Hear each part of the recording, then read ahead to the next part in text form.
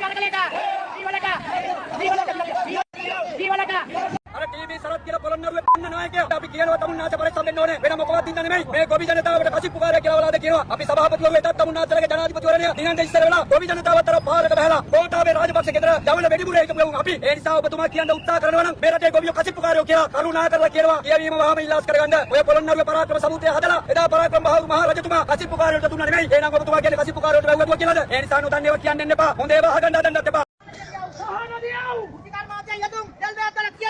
අති බරගාලා තියෙන බදු ටික ඉවත් කළා මේ ගොවි ජනතාවට තුන් වේල කණ්ඩා පරිසරයක් හදපියව නැත්තම් මේක දාලා බලය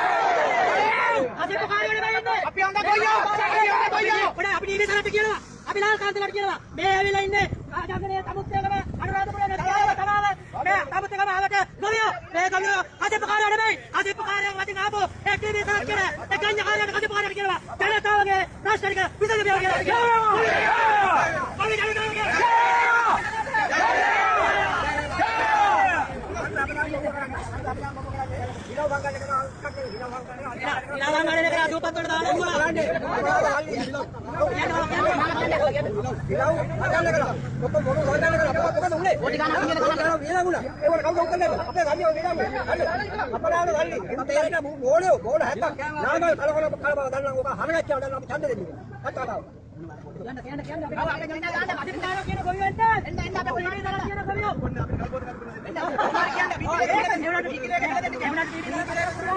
එවැනි පසුබිමක රජය මගින් වීමිලදී ගැනීම සහ වීමිල තීරණය කිරීම සම්බන්ධයෙන් ගොවි සංවිධාන නියෝජිතයින් කෘෂිකර්ම අමාත්‍යවරයා සහ නියෝජ්‍ය අමාත්‍යවරයා අතර පසුගියදා පැවති සාකච්ඡාව සම්බන්ධයෙන්ද ගොවි සංවිධාන නියෝජිතයින් විරෝධය පළ කරනවා. කඩේ ගියපු පක්ෂයත් එක්ක සම්බන්ධ වෙච්ච ඒ පිරිස තමයි එතන සහභාගීලා හිටියේ. මේ කෘෂිකර්ම ඇමති නියෝජ්‍ය ඇමති කියන්නේ මේ කෘෂිකර්මාන්තේ විනාශ කරන්න ආපු දෙන්නේ. මේ මීහරක් ගොන් ඇමතිවරු මේකෙන් අයින් කරලා දාන්න ගොවියට ඇහුම්කන් දෙන අමාත්‍යවරු මේවට පත් කරන්න. එතුමාලා ඔය පුටුවේ ඉන්නේ මේ අහිංසක ගොවි වල්ලෙකුට දවස් 3ක් කැම දුන්නොත් උට අවුරුදු 3ක් මතක තියෙනවා. හැබැයි ඔය මහතුරු වගේ අයට අවුරුදු 3ක් කන්න දුන්නොත් දවස් 3යි මතක. මණ්ඩ සෝදාගත් කල ගොවියා රජකමට සුදුසු වන්නේ.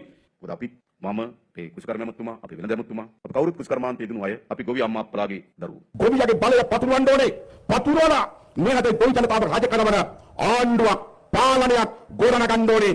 සමහර ගොවි නායකයෝ කියලා ඉන්නේ කසිප්පු වෙනවා ධම්මල. සමහර ගොවි නායකයෝ කියලා ඉන්නේ කසිප්පු වෙනවා ධම්මල.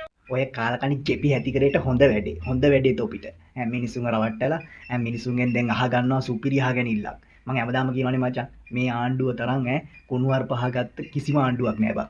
2022 දී මහින්ද මහත්තයාට බැන්න මයින කියලා. එතකොට කපුටු කාක් ගෑවා. ඒව මචං මේ හදපු වචන.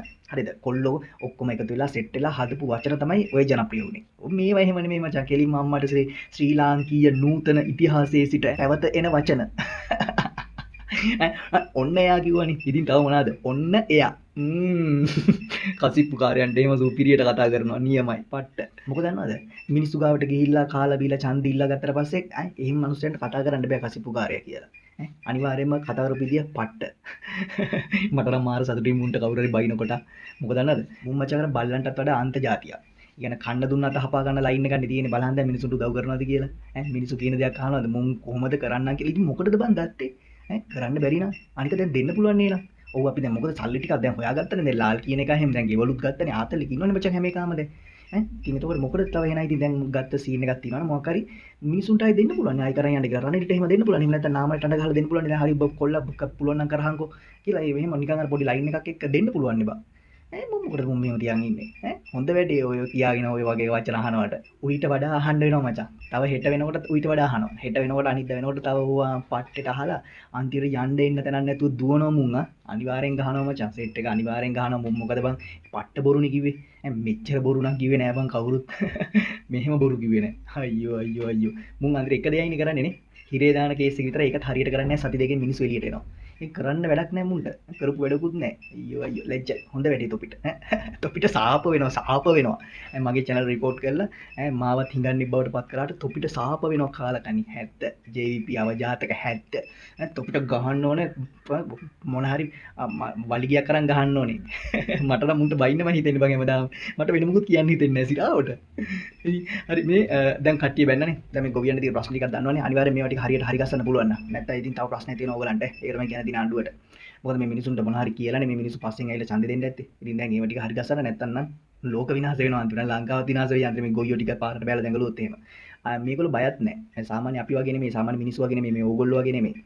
ඒගොල්ලෝ බය නැහැ. පේනවනේ කතා කරන වචන එහෙම. අම්මාට සිරි ආයෙත් දෙක කරලා කියන්නේ.